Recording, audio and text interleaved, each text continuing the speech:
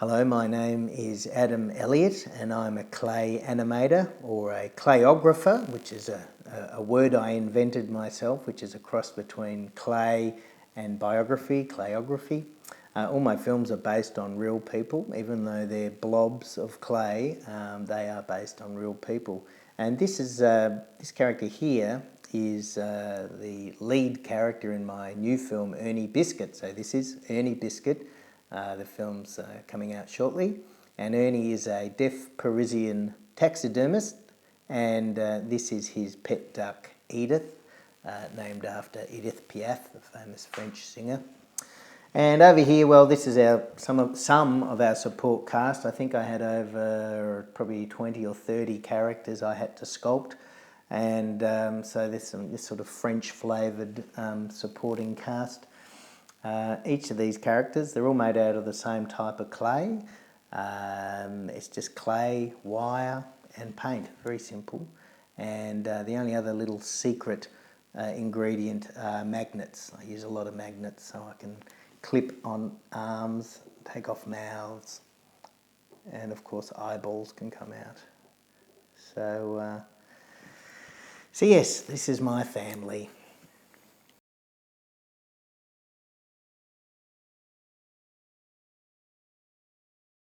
My very first filmmaking experience was in 1996, and that's when I was studying animation at the Victorian College of the Arts School of Film and TV. I was doing a one-year postgraduate diploma in animation, and before we were allowed to make our short films, we had to explore animation in the full spectrum. So we did sand animation, clay animation, computer animation, and back then we still animated on cells.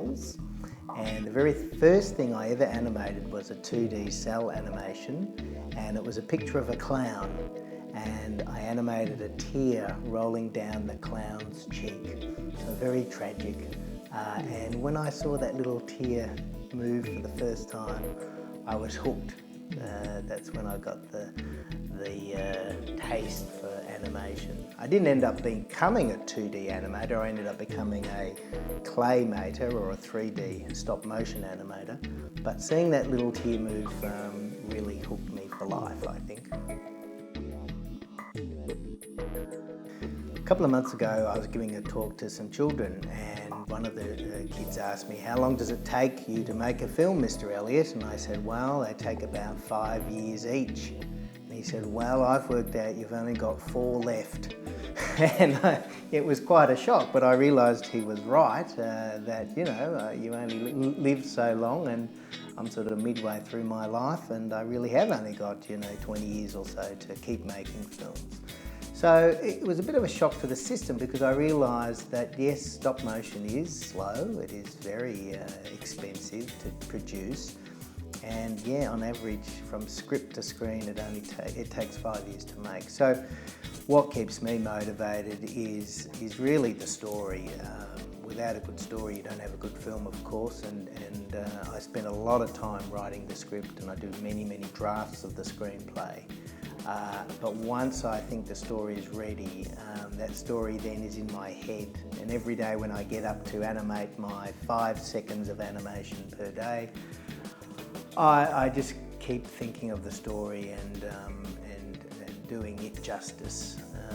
And it is hard, you have your good days and your bad days, but I think without a good story you would probably lose momentum, particularly as my films are comedy tragedies. So I'm dealing with gags, but I'm also dealing with poignant moments, and I have to make sure that both those comic tragic moments both get the same amount of attention. But I also drink a lot of coffee. I'm also I'm a workaholic, I'm a perfectionist, I have no problems saying that.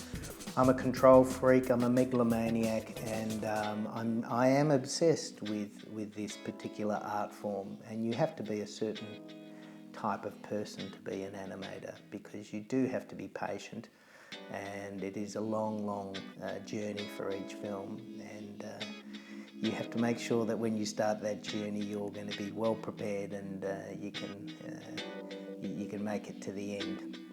The other trouble with stop motion animation, because it is slow, and expensive to make is that once you've started the journey or the 5-year process, you really can't stop. You can't sort of get 2 years into the project and decide to abandon it, because you're often dealing with taxpayers' money, government money, Screen Australia, Film Victoria, SBS are all giving you money, so you're sort of locked in, and that also keeps you going, is you know that there is no return. It's a one-way track, and yeah.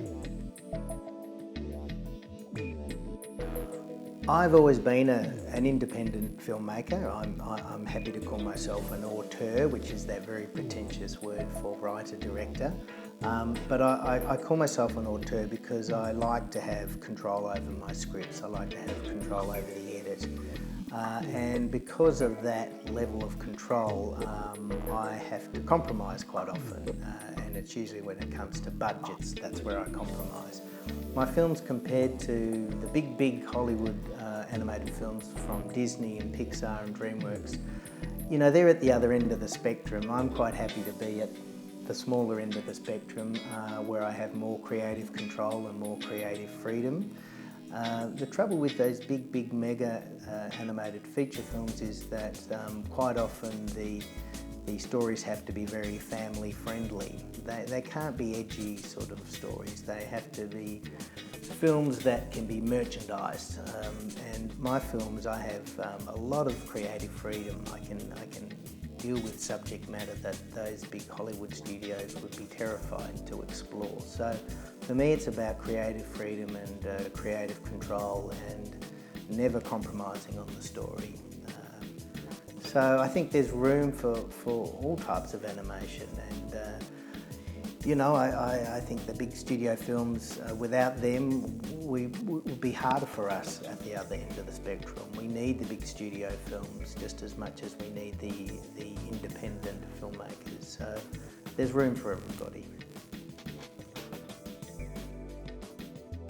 When I started making films back in 1996, it was analogue. Everything was still done the traditional way. So we shot on celluloid, we edited our films with sticky tape and used splicers.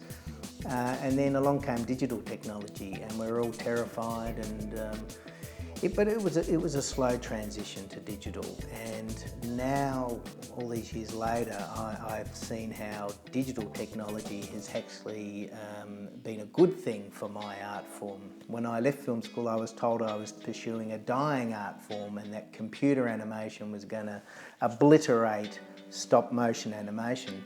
But the complete opposite has happened. There's never been more claymated films, stop motion animated films being made worldwide. Tim Burton, you know, he's made stop motion films. So there's a real renaissance, and digital technology has actually liberated our art form. We can see what we're shooting, we can play it back immediately, we don't have to wait for our rushes.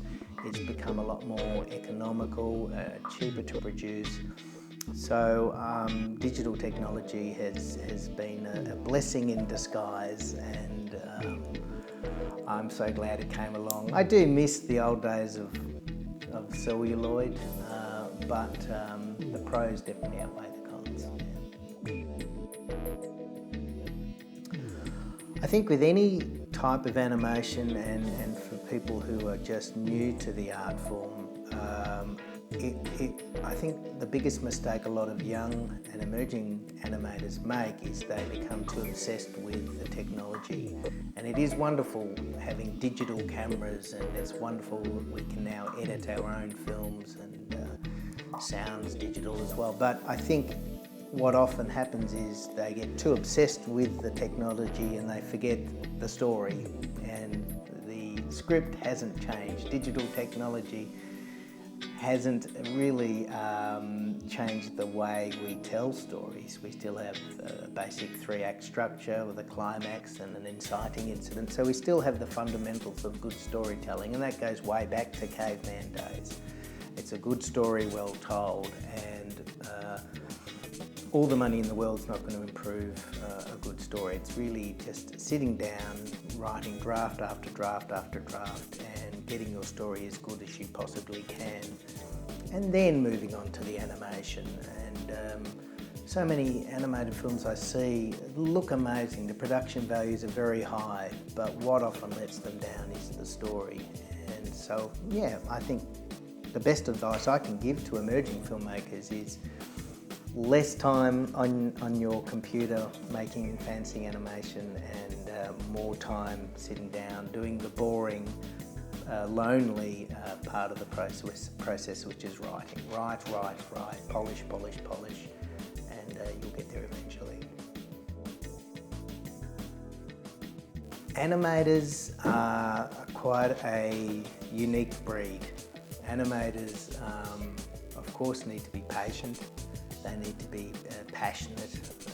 They need to be persistent, all the P's.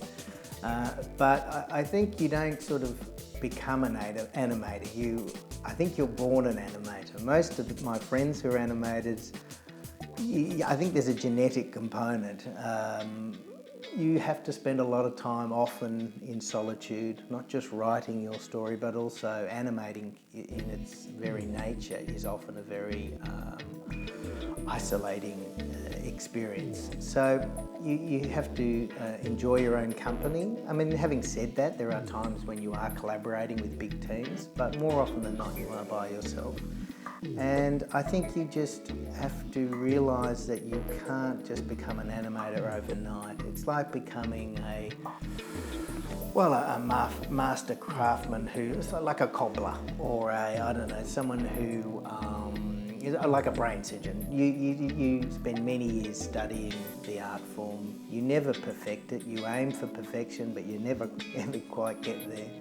It's a bit like writing a novel.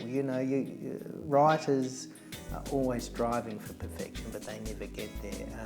And their whole careers are about learning the art form, becoming better writers. And I think animation is similar in that it's something that's so difficult to master. And I know with each one of my films, there's plenty of imperfections and things I would like to redo and reshoot and re-edit. But you have to, move on to the next project and know that, hopefully the mistakes you've made in your previous films will, you'll learn from those mistakes and your next film will be slightly better. So I think the best advice I can give is to just realise it's a long journey, and if you're doing it for the money, then you're probably better off finding a different art form. And you have to be addicted, and I think you have to be slightly naive and a bit, maybe slightly mad. I don't know. You have to. If you think about it too much, you probably won't do it. So I try not to think too much about how strange this is as an occupation and an art form, but I know when I'm in the dark by myself animating, it's a magical experience, and all the money in the world can't buy that. So